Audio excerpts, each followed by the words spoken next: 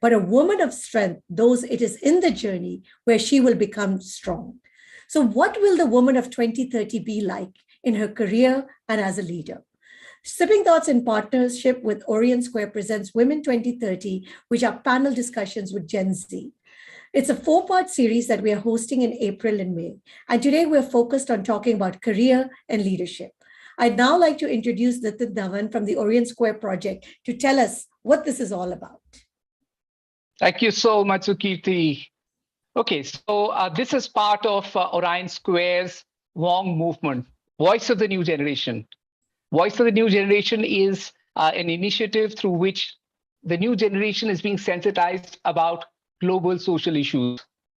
And Women 2030 is our initiative in that direction. Through this, we'll also create an opportunity for the new generation to influence the attitudes of the society towards improving and bettering the world. So today's theme, which is career and leadership, as Sukirti said, is one of the most interesting and exciting themes. So we're really looking forward to it. Today, the Wongsters are also going to be covering the event through live tweeting. So Wongsters are particularly requested to watch out for instructions on their groups starting now. There will be a contest every 4 to 5 minutes, and best tweeter will also be awarded with an Amazon gift certificate. Over to you, Sukirti. That's amazing. And we have lots of great also gifts for all of our participants here. They will also be given participation certificates from Sipping Thoughts and Orient Square. The winner of this overall contest will actually receive from one of the most popular trainers in public speaking 2 public speaking private lessons. And she's trained the youngest ever TED speaker. I'm not talking TEDx, TED speaker. So we're very, very excited about that. We're also excited about our partner, Talarang, who is with us. So thank you for that. And now coming back to this contest, and we are really interested also in understanding the views and the views of Gen Z, because sometimes they have us confused as to how do they think? What do they think? So this is moderated by myself. I'm Sukirti Gupta, by Dr. Nancy Juneja, who is the CEO of RevUp Life Skills, and by Ms. Tanvi Sangal, who is the founder of Cinemon Consulting. We will gain a sense of the future and the thoughts of these youngsters through this insightful panel discussion between 5 representatives of the new generation. And we will be choosing one of the students from this round to the final round, which will be on May 14th, in which the topic will be womanhood in 2030. So let me give you a little bit about both of the other judges. Dr. Nancy Juneja, she's a peak performance mentor. She's a highly acclaimed success coach, leadership mentor, international author, TEDx speaker, founder and CEO of RevUp. Wow, that was a mouthful in itself. And she has been conferred with the prestigious award, the Karma Veer Chakra by the United Nations ICONGO. She's also a startup mentoring and providing quality education to the individuals and communities. Welcome, Dr. Nancy. It's exciting to have you with us today. And the second one is Ms. Tanvi Sangal. Wonderful.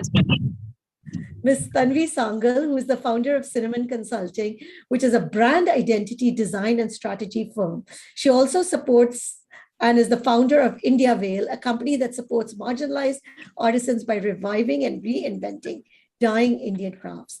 She has been covered in Indian Express, Femina, Ideal Home and Garden, and was recognized by Times of India as the Youth for Change in 2016 by US Embassy's Indo-American Center as a youth leader in 2019. So I'm going to start off first with our judges and want to understand from them as we move on to the Gen Z. So Dr. Nancy, let's start with you. What is the essence of a woman leader for you? Wonderful. This is really a lovely, point to be discussed here to start the forum. And I must say it's an honor and privilege to be here among the youth of today, discussing about the women of 2030. While we talk about the essence of women power, I must say I'm proud to be, born as a woman, because trust me, a woman is a nurturer, a woman is a, empowerer, and a woman is someone who is taking care of 360-degree angle. Being a woman, it is the essence is, to bind everything together, be it your home, your kids, your work, your economy. So it is rightly said, once you empower a woman, you empower the whole world. And, while we say about essence of women leadership here, I must say that, women wear invisible crown, not of gems, but of hard work, persistence, courage, and passion. And, being a woman herself, being her versatile self, it is all round multitasking, connecting all the dots together and making it happen. Definitely, we have witnessed women in each and every domain today, and we'll be witnessing much more.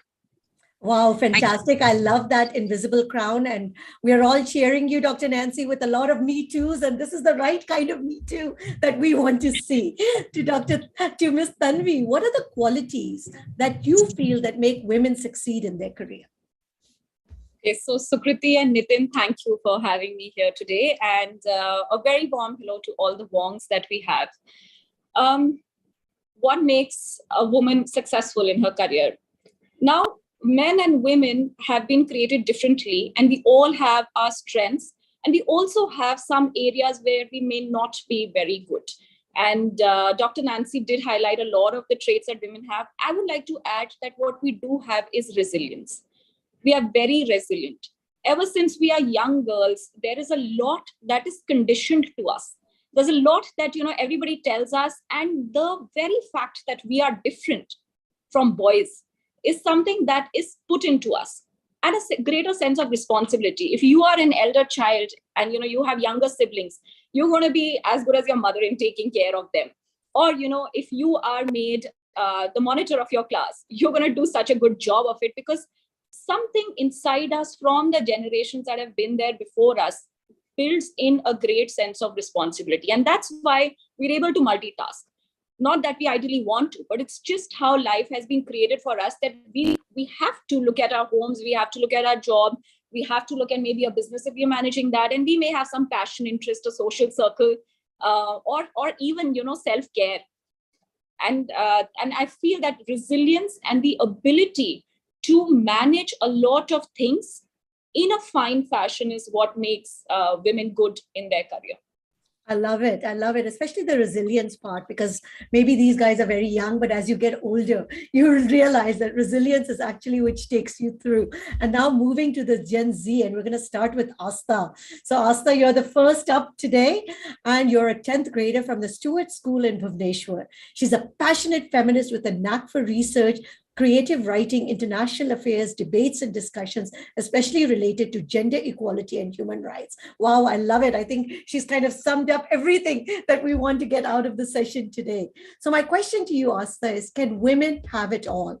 This question has gained a lot of attention in recent times. What does this question mean to you? And what is your opinion on it? And I want to know that, do you think you can have it all? Thank you so much for your question. So when we say, can women have it all? What exactly do we mean by all? In a general sense, all refers to finding success in your career, maintaining valuable relationships, raising a family, and still finding time to take care of yourself and look and feel your best. It sounds like a perfect life, doesn't it? Well, it's not as easy as it sounds. No one can have it all, as time and resources are finite and every choice has a cost. Secondly, having it all means different things for different women. Some women tend to have a career-oriented life with a spouse and children. Some just focus on their professional career and love life and shun the idea of having kids, whereas some women become incredible homemakers and nurture their family with all the happiness. Well, in the above three cases, none of the women literally have it all, but all they have is a choice to lead their kind of happy life. It's not about whether women can have it all. Rather, let's question whether women can have the required opportunities and resources that requires them to be privileged enough to make their own choices and redefine their all. I will conclude by saying that the woman of 2030 is someone who has the dignity to make her right choices of her own decisions, a fierce woman who won't stop by any stereotypical or patriarchal beliefs of the society and will lead a life on her own terms and conditions. Thank you. So tell me, I'm going to ask you, Asta, do you feel that you as a woman in 2030 will have that freedom of choice that you talk about? Yes, ma'am. Not just in 2030. Why shouldn't we just start from 2022 itself? Why wouldn't I be given the choice of my making my own decisions, even if I'm a minor? Simple decisions like, deciding my own career path, deciding my passion, my choices, and living by my own terms and condition, but with respect to what my parents also expect from me. As ma'am already said, that as women we have different responsibilities, and that also includes that we need to have strong bonds with our parents, mutual understanding and trust between all the relationships. So yes, I believe that as a teenager I have the right of choices, and I do believe in making my own decisions, and in future too I will be having that dignity. Fantastic. I'd like to get Dr. Nancy, your view on this. Can women have it all? So definitely, very well put together. I must say, a robust point of view. And, why not? Women can have it all. And there is no harm, going for the entire cake. Why not? It is never something that women have to sacrifice, or women just have to be, overthinking more to come out of their comfort zone. I feel women can have it all. When they can do all the tasks that we mentioned upon, we discussed upon, why not they can have all the rewards? So very truly, put by Ruasta, and I must say, passionate points, and which I can totally relate to and have lived in my journey. Fantastic. Thank you, Dr. Nancy. And before we go on, love to ask the audience also this question. Do they feel that women can have it all? Before we take the rebuttal from Priya. Priya, what are your thoughts on this? Hello, ma'am. So when it's come that women can have it all, I will say it's quite easy to say that everything is possible in this damn world, but we all know the reality. It's like a fairy tale saying that women can have it all, but the reality is quite harsh. So, ma'am, when we see that women are in a job position, somehow they are not treated equally among their colleagues. Somehow they are not treated equally in their family. They have to go through many things, and when it comes to manage all the thing together, then it's like a big challenge for them, and somehow the things doesn't goes out as planned. So I don't think the women can have it all, and one of the most important thing behind this is that the society, but society kind of makes pressure on you. Everyone say that society doesn't matter, but society does. Somehow you feel pressure, and you just get displaced from your goal. So I don't think women can have it all. The only thing she can do is that she can cherish all the decisions and all the moment of her life she has made, and that is how she can have most of it. Nicely said, Priya. I think I also feel that way. And I heard a very good saying in one of our other things. Women can have it all, maybe not all at once. Or if your priorities are clear, you'll be able to have what is actually in your priority. We'll move on to the next question, which is to Shatab Singh. He's a 12th grader. He's from Springdales. He loves to read. He loves to debate, listen to music, and learn about cars. So we have to ask him also what's his favorite car. But we'll move on also to the question. If your spouse earns less than you, and at the same time, if the family responsibility has increased, who, according to you, should take a pause in their career? And Shatab, I'm going to turn this around. I'm going to say if your spouse earns more than you, because I am speaking to the male gender. So I'm going to turn the question around. If your spouse is earning more than you, who do you think should take a career break? Go ahead, Shatab. Am I audible and visible? Yes, you are. So I was actually expecting the question to get turned around. Good prediction. Okay, so for me in this situation, I'd say exclude the gender aspect of it. But the question, just think about it. If in a relationship, one person makes more than the other. Now the question specifically states that the family has increased responsibility. Now, if the person who earns more continues with his job, an additional amount of money is an asset, which means that the family responsibility is already increased, wouldn't need to increase anymore. It would just probably go down. So logically, it would make sense that for the the member of the couple who earns less to take a pause in the career, and for the person who earns more, keep going with the career. Now, logically, that would make sense, but let's just say in the case of a specific couple, they wish that the one who earns less continue with their careers because they're just too determined to not give up. That's a separate issue. Now, that again takes into account the social factors and the biological differences. But going from a purely logical point of view, I would say that the person who earns more should continue with the job. I'm going to ask you another question, Shaitab, and just following up. If your spouse earned more than you, how would that make you feel? Does that make this generation feel less secure? Well, I can't comment on the account of an entire generation. But for personally, I can say that for me, it won't really be a problem. I won't think of it as an obstacle. I think of it as a stepping stone, basically. Very nicely said. Tanvi, we would like to get your point of view on this, because as we talk to a lot of relationships, this money factor seems to be a big, big issue, at least facing the current generation. So, yes, you are right. And you put the right word here, which is money. We can talk anything else. It is about money. To all the Wongs, I would say money is very important in life. If anyone is telling you anything else, do not believe them. Money is important. Money is power. It may not give you happiness, but it ends up determining everything in life that does. It determines the kind of time you may have for your relationships. It determines the kind of education your children will get, the food that you will eat, the home that you will live in, the people that you'll find around you. So that is my take on money. And I want all of these young kids to understand that it is important and it is also an energy. So it must be respected. It doesn't have to be chased blindly. It has to be respected and to be worked towards and also worship, because in our culture, we do worship money. There is a reason for that, and which is what we should remember. When it comes to the question that we asked, Shraddha, now yes, of course, what is the ideal thing? That the spouse who is earning less should probably take a backseat, take over the financial responsibilities, the family responsibilities. When I was doing my job about 10 years ago, somebody very senior made a statement to me saying that in a marriage, one person will have a job and the other will have a career. Very nicely put. And please delve into that, the difference between a job and a career. So, and I thought, I said, what are you saying? But it hit home.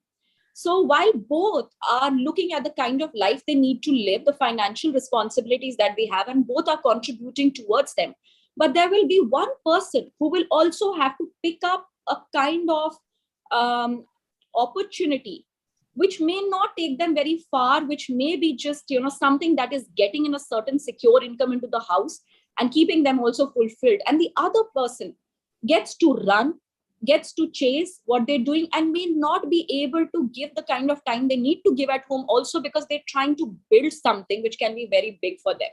And now it is on the couple to decide whether it is the fact that this lifestyle that comes with money, these dreams and hopes that they have as a family, if that is important, then yes, one of the spouses should take a backseat, whoever is in the job, and the one who has the career is where this relationship goes and all of the priorities go. That's just my take.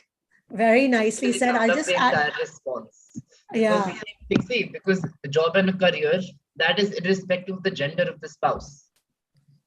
So whether it is the fact that the person who earns less than you is the one who has a greater chance at a career, that person should continue with the job. Totally agree, Shata. We'll take the rebuttal from Asta, but I would also say there is a third choice. Maybe both need to understand and step up and see how they share the responsibility, so both don't have to take a pause in their career. But go ahead. I'd love to hear Asta's rebuttal also. Sure. So what I believe is that it's understandable that for many women, interruptions in career, especially in particular case where women earn less than men or their spouse, can serve as a catalyst to a more balanced relationship. But however, according to many economists, family-related career interruptions can undermine women's economic prospects in various ways by contributing to the wage gap and by narrowing the pipeline that feeds top-level jobs. So I think that there should be a more holistic approach towards this issue, and rather than stepping back, there should be a good and fair sharing of responsibilities so that the economic prospect of a woman as an individual doesn't get diminished or undermined by the above factors. So yeah, totally with you. So we're going to move on to the next question. And I too do agree. I think we have to figure out as a society that how can both people continue their career so that we don't have to make these tough choices and these tough sacrifices. We're Not going to move. counteract with something that Asta said that really struck with me was that a major factor in the pay gap was gender. Yes, it is. And we'll come back to that. But we're going to take the next question. It's to Dev Shukla. He's a 16-year-old high schooler from Modern School, Barakambar Road. He's interested in entrepreneurship, already has a patent pending for his indigenous fintech model, and wants to be a responsible citizen for idealistic and an inclusive society. Wow. So this question is right up your alley because we're talking about how to get women to be more inclusive in this society. So the question to you is, a child is the most precious asset for a mother. Do you think this motherliness often interrupts the career graph of a woman? Go ahead, Dave. Yeah, am I audible? Yes, you are. So a very good afternoon to all present here. I'm Dev Shukla, an aspiring entrepreneur interested in finance and investments and working towards my fintech startup. Today, I will be sharing my thoughts on the question whether motherliness often interrupts the career graph of a woman. Well, in the context of the contemporary times and drawing evidence from the historical statistics, this question seems to be absolutely true. As a widely prevalent notion, becoming a mother does hinder your propositions of performing well at your workplace. However, the reformed question that we need to ask is whether this notion actually stems from real life experiences or whether the patriarchal stereotypes play a significant role in its propagation. I believe that it's the latter one. One of the essential ingredients of being a good mother is being happy with one's life circumstances. When the working mother is intellectually stimulated and satisfies her passion for achieving tangible goals, her happiness inevitably transfers to her family. Conversely, a caring mother who also puts efforts into her work is more likely to be good at balancing multiple responsibilities and ensuring time efficiency. According to a survey by Times Job, over 60% of the surveyed organization believe that working mothers are an asset for them, thereby denying the notion that any such employees cannot be proficient in their careers. In conclusion, exhibiting motherliness need not put an imposition on your career growth. Rather, it should be a source of self-respect because you are not depriving of your child of a mother's love. Instead, you're becoming a role model for your child, who in the future will witness a trailblazing and extraordinary woman who is also a good mother. That's very well said. And I think if we change this mindset that, yes, we are setting a good role model while we're working, it could work. I would love to hear from Dr. Nancy. Go ahead, Dr. Nancy. Your thoughts on this? This is true by heart, and trust me, very well pointed. I'm amazed by the youth, understanding, I'll not say the plight of women, but the real situation. So, surely, be it men or women, when we're discussing today, they are affected by the three factors, which is, marriage, maternity, and mobility. So when we're discussing upon children, motherhood is a wonderful, you can say, a face, a treasure that every woman wants to embrace. I am also a mother of two beautiful souls. But, I feel my career was my first baby. And like my two children, I give the same priority to it too. So, it is all about the perception. While we are the good mother and while we embrace motherhood beautifully, we have to satisfy the dreams and aspirations of the girls inside, the women inside us. And, it has to go part and parcel. Very well said that we are the role models, not just the role models. Our children become so independent, seeing an independent mother. So you never know, it's never, being a homemaker or being a career woman, whether we can do it all. It's all about being happy, do what you want. And kids are kids are not to be treated as a decision of whether I can do it my career or not, whether I could change or I could mold accordingly. Kids should enhance it. Rather, your decision should be like that you should be the inspiration for your kids, for your children. So I feel very nicely said. And adding to a point to that, I believe that the society should understand that today, women, and not even today, from a very long time, women have a holistic and larger than life personality that is very much capable of being very successful entrepreneurs, just like the speakers that are sitting here, along with being very good mothers and capable mothers as well. Nicely put. And I'm going to ask this question to the audience too. So do they think that motherliness often interrupts the career graph of a woman? While we take a rebuttal from Avisha. Avisha, please, would love to hear your thoughts.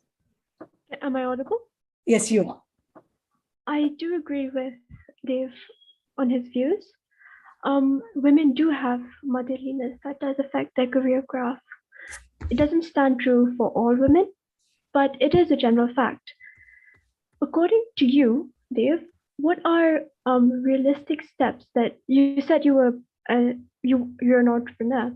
So what are realistic steps that you can take in your organization or company to make it easier for women to have children and have a family life, as well as have a good and stable career?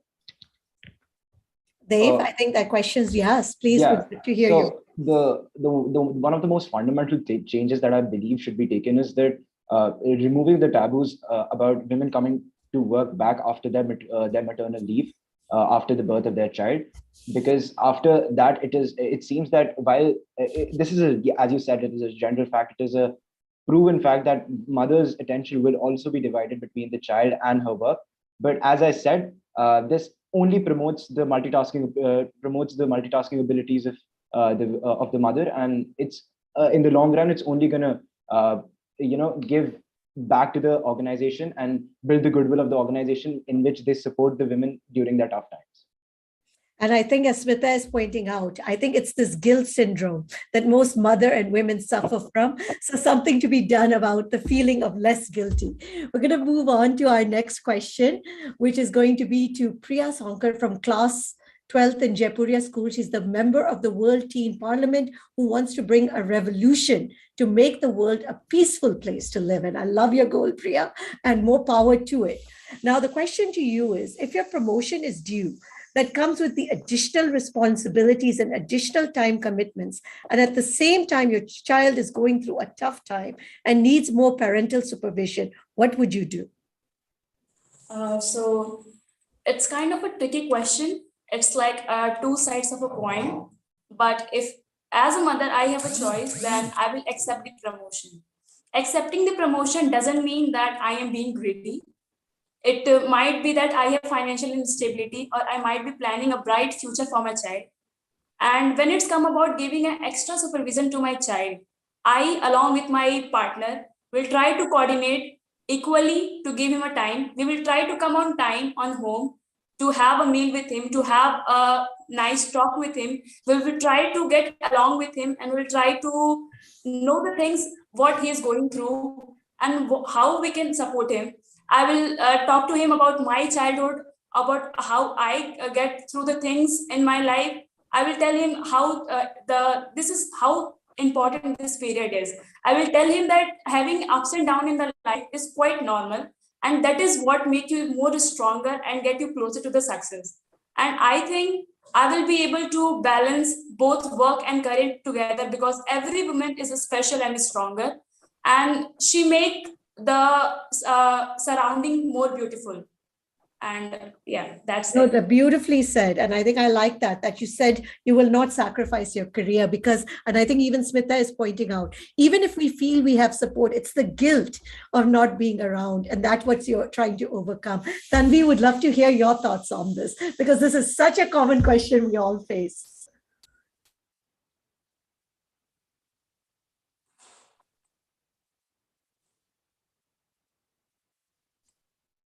Yes, sorry about that. I was not getting allowed to unmute myself. Okay. I actually want to share a personal story here. So I grew up in a small town, and I'll make it very fast, but it's completely relevant to the question that was asked. I grew up in a small town called Ambala. My mom is from Delhi. And ever since we were kids, my brother and I were kids, my mom was working. And there were very, very few women at that time who were working. And my mom is an entrepreneur. She did not work because she needed to, but only because she wanted to. And while growing up, my brother and I knew that we were not enough for her. That she, as much as she loved her husband and her family and her kids, she also had something inside of her that needed to be satiated and needed to, to continue to be grown. And well, we turned out fine kids. My brother and I, we turned out fine. So I tell everybody who goes through this, because it's so personal, so I don't really know if I'm in a position to make a comment, because I don't know what a mother is going through, and maybe the kind of care that child needs or the attention that child needs. But I can definitely say that whenever anyone asks me this question, I do tell them that, hey, you know what, I'm a success story in front of you. We grew up with a lot of nannies and with a full-time working mother who's still working, and we turned out fine. So kids do turn out fine. It's the environment you give them at home in the little time that you can spend with them, which kind of makes them into who they are. So yes, you don't need to give it all up, or you may, but don't be guilty. It's okay. It's a choice. Fantastic. No, very well said. And I'm just going to read Ranadhir's comment because I think he also sums it up. Women should live happily, work at a job, lead a family, lead a company, live as they like, but don't dominate or hinder, insult other genders. Here, all women should be treated as equal, irrespective of work. Women should have commitment among themselves and lead the society. Very well said. And we're going to take the rebuttal from Shatab. Go ahead.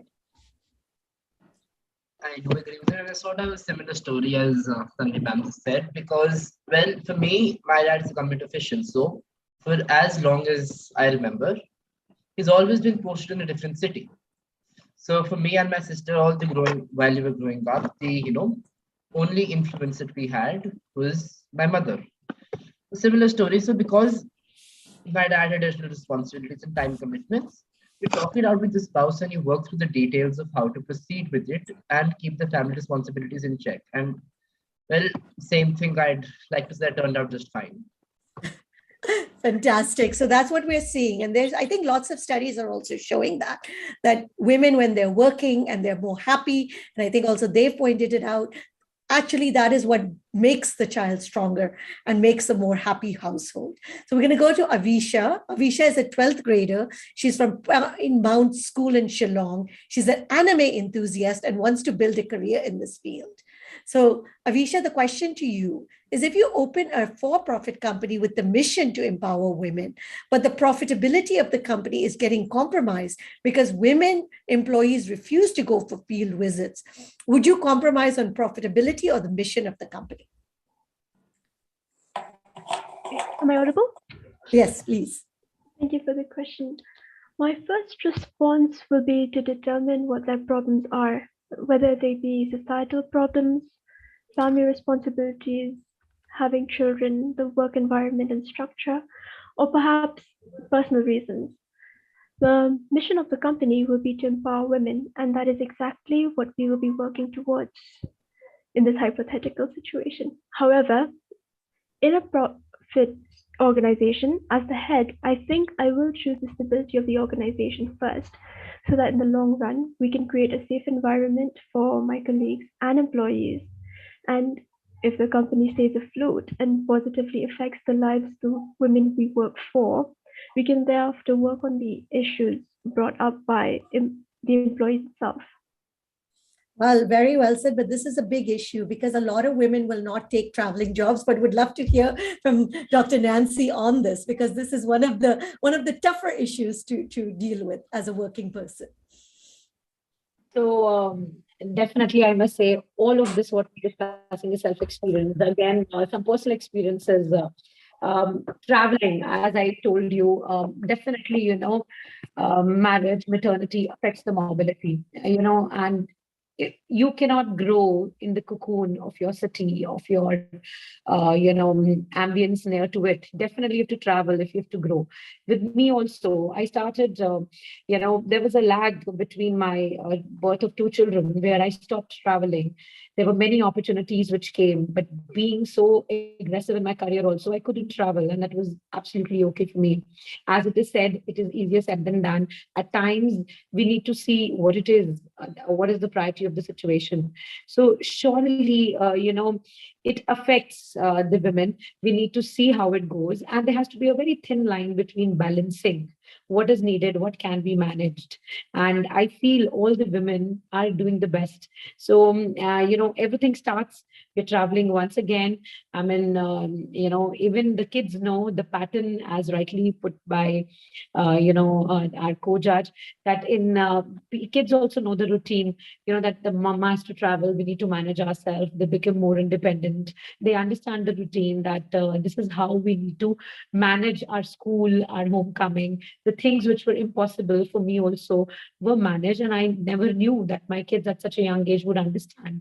And they did so. So trust me, I feel a lot of life skills which is developed in my kids just because of my work style. So everything can be done when you have the persistence and when you make the things understand to them properly. Very well said. And I have a friend of mine, real story. She says she's the traveling spouse. So she's the one that's gone from Monday to Friday.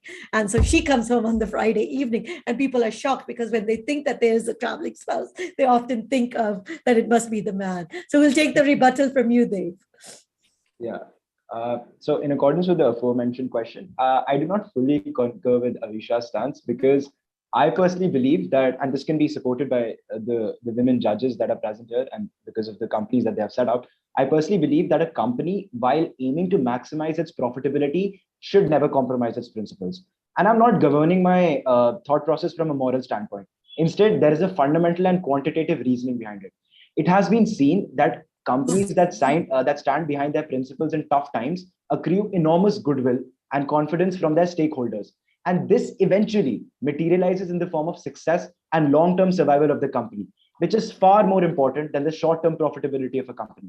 Thereby, speaking in economic terms of opportunity cost, the foregone benefit of aiming for profitability rather than upholding the banner of the company's tenets is far greater than choosing the company's mission over the materialistic profits. So that would be my point of view. Very nicely said. And I love some of the comments that are coming in. They said we have to be selfish to survive. I'm going to put it another way. We have to remove that word that we are being selfish. We have to be true to ourselves to survive. I would love to hear your comments on that from Tanvi and from Dr. Nancy, because we often feel if we're doing something for ourselves, it is selfish.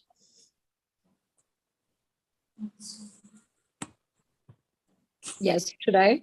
Yes, please go ahead. Oh, wonderful, wonderful. So I very rightly put, it's not being selfish to prioritize yourself. It is just not being selfish, because unless and until you know the real you, when I say the real you, it is not the social media picture that you put. It is not the image that you have, made publicly. It is your core values. It is your passion. When you start working, it is by that unending fire in you.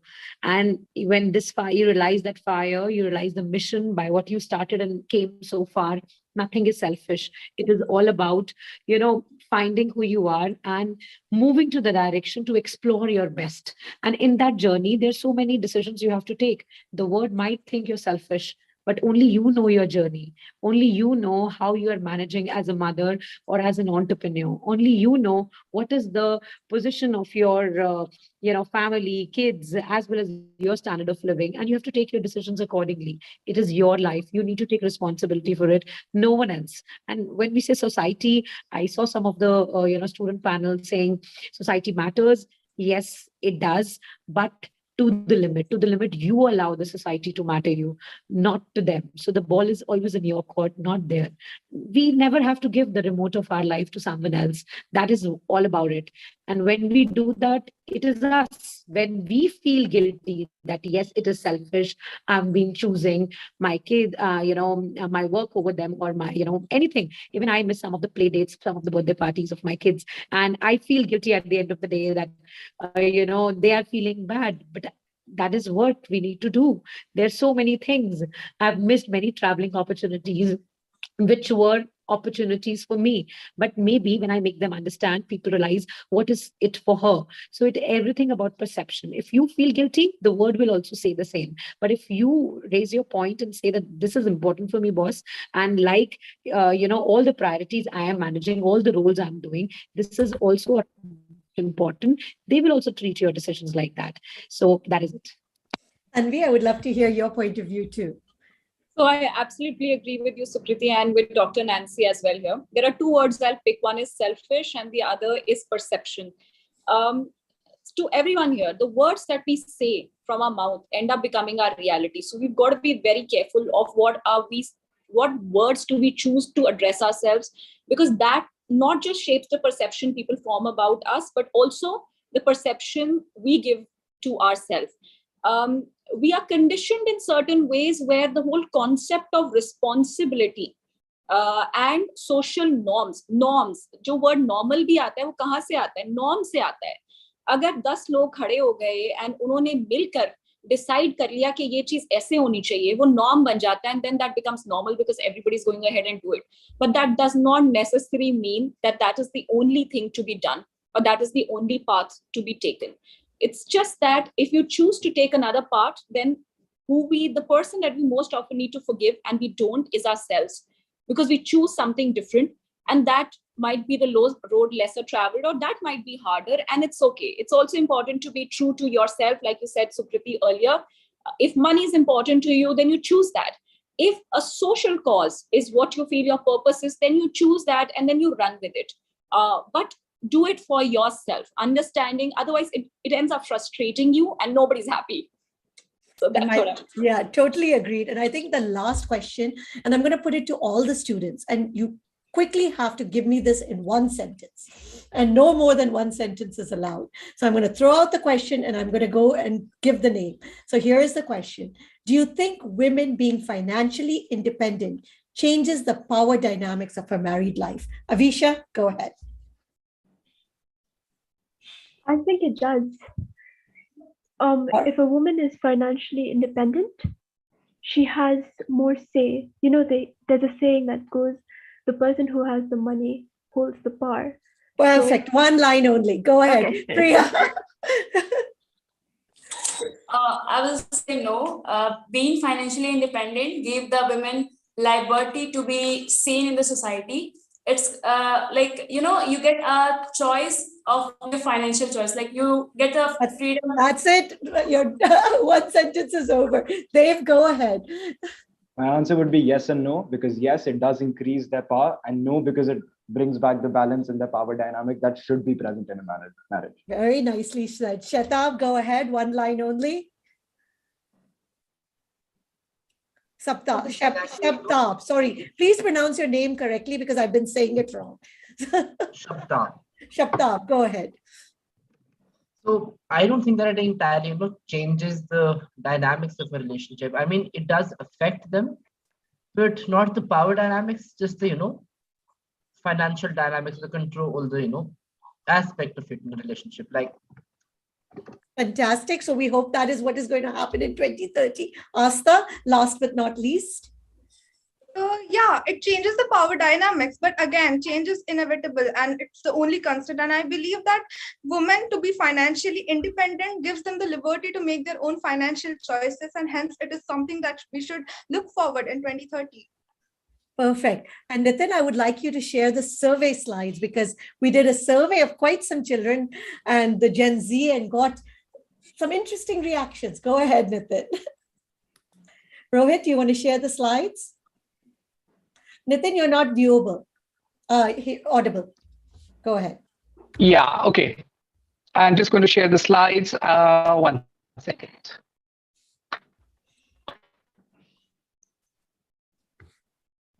Okay, so we had a survey rolled out to several school students. We had responses from about 100 plus school students even this time. And here are some of the responses which are so in line with what was discussed today.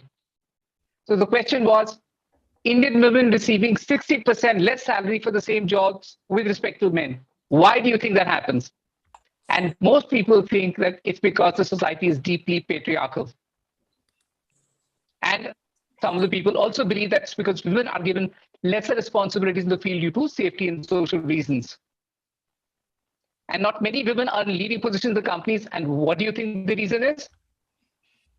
And here the verdict is divided between they are being seen as soft and incapable of taking tough decisions, and many men don't accept them as leaders as they succumb to office politics, is what they believe. This one is very, very interesting, Nitin, because if you go back, they are seen as soft and incapable. Please remember that these answers are by Gen Z. And so very interesting that they're noticing these trends. So let me move to this fourth question. Do you think women will benefit in careers if fathers of their children got longer paternity leaves? Women, actually, the Gen Z overwhelmingly believes, yes, that will ensure sharing of responsibilities and women will be less fatigued, easing their transition back to work. So this is something for the government, for the corporates to really take note of. Men dominate jobs in STEM. Why do you think that is a Nitin, we lost you.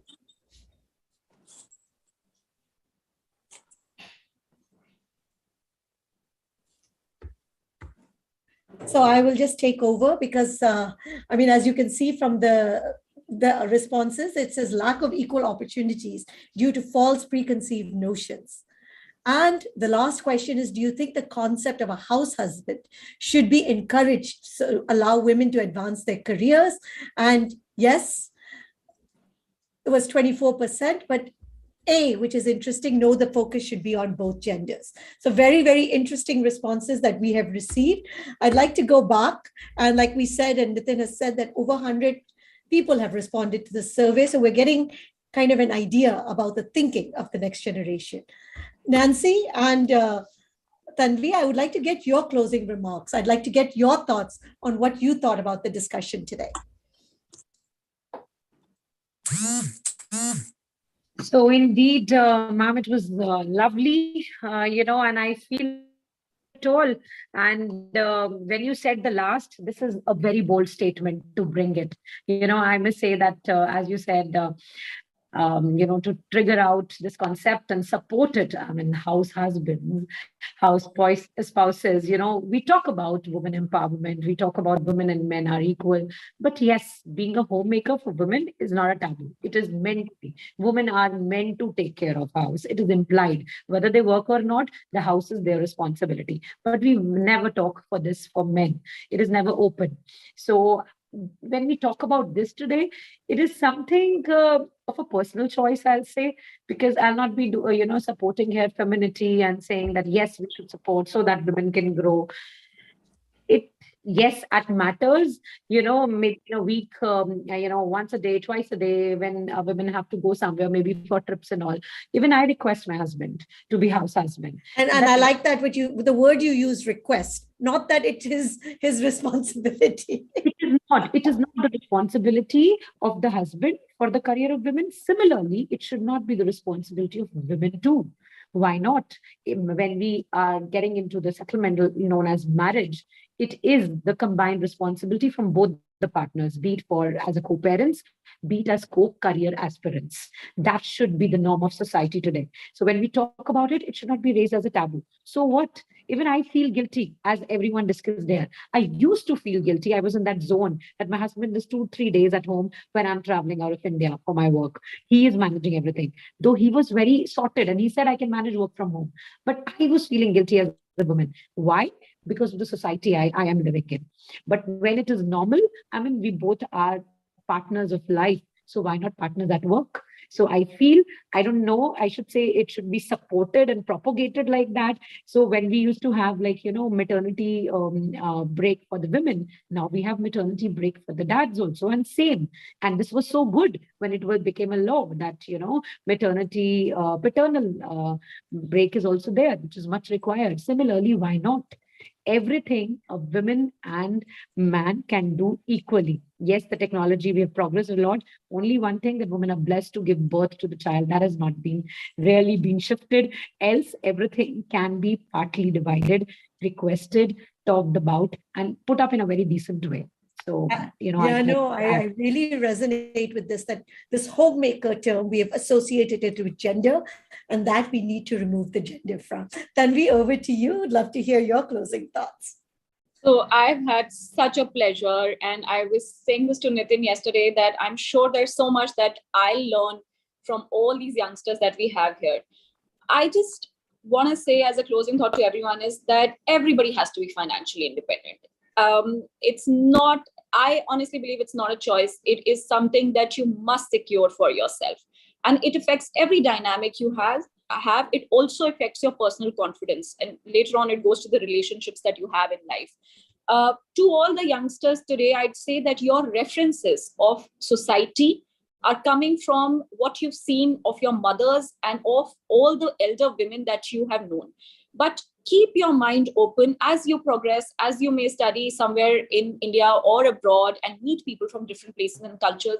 Your references should shape from how women and men are also now, young women and men are also looking at careers, looking at the kind of jobs that they want to pick up or the businesses that they want to set up. So allow yourself to embrace the fact that it is going to change, because life only moves forward, it doesn't go backward. So we pick that as a part of our tradition, but we become ingenuous and we see whatever is happening in the society and the way it's evolving and do our bit to shape it for ourselves and the people that we can impact. Very nice, Tanvi. I think this perspective of looking forward and being the right role models as we move forward. And Nitin, over to you. I think drum rolls, we're going to find out who the winner is. Okay. I just hope my network doesn't go down, but the compilation is done. And any guesses for who the winner is? Well, I thought all of them. I'd be tough choices. What about you, Yes, Nancy and Tanvi? it was really tough. I think everybody was really good. And I would tell all of you to hold on to the thoughts that you have, and learn from each other as well. Okay, so what we've decided is to actually announce the top two today. So number one is Dev Shukla. And the real... We're waiting for... And Shaptab is the second.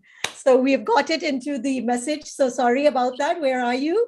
I'd love to see you also. Dev, I would love to hear your closing thoughts. Thank you. My closing thoughts would be on the similar lines of both of our speakers. What I truly believe, I'd like to share a very short experience of mine. When I started reading about all these type of feminist thoughts regarding the paternal leaves and the husband being the sole householder person and with taking care of the children, I'll be very honest. It wasn't something that was very easily conceivable to me. And I'll tell the reason for that. The reason was that since my birth and since my childhood, I had been taught about that in a certain manner, in a conservative manner. And that was the reason why I was not able to perceive them in a more liberalized point of view. But the only thing that I want to say to everyone is keep reading both the aspects of a phenomena and then make your own choice. Because that way you'll be making a very informed decision and obviously contributing to the betterment of the society. Fantastic. No, so well said. Shaptab, we'd like to hear your closing thoughts. Well, they basically summed the entire thing up to me. And well, I agree with him. Just, keep an open mind about stuff, and there's always a chance to do better. Thank you. Thank you very much. And it was really very, very insightful. So on behalf of myself, Sukirti, Dr. Nancy Juneja, and from Tanvi Sangal, from Nitin Dhawan, we all thank you. Thank you to all of our panelists. You all were amazing. I wish we had so much clarity of thought when we were so much younger. So Asta, Shaptab, Dev, Priya, and Avisha, a lot of luck. And I loved your thought process, and we hope that you keep, like we said, keep reading, keep exploring, and keep being the role models for the future. With that, we wish everyone a very, very good day this Saturday. Wonderful. Thank you. A total pleasure. And, it's so lovely to see such thought-provoking points. And, trust me, the women in me is very happy that the young generation today is so vocal and supporting them. So, behind a successful woman, it is a successful man? No way. It is the entire generation. We actually need each other's support to create the ecosystem where men and women are equal. And we're not just having panel discussion for women of 2030. Why not, I suggest you and Sir to do with the men of 2032. Fantastic. Nitin, more work for you. Exactly. Great. Thank you, everyone. And I think you just said it well. Thanks for the lovely discussion. All our winners. And really, the thoughts are what are important here and the fact that we're hearing. Nitin, any last words before we end for today? I think he's having an issue with his network. So with that, we will close for today. Thank you, everyone, for joining us. We will be back in another 2 weeks on another Power Pack session with another 5 Gen Zers to understand how do they think and what is the thought process of the future. Thank you. Thank you. Thank you so much.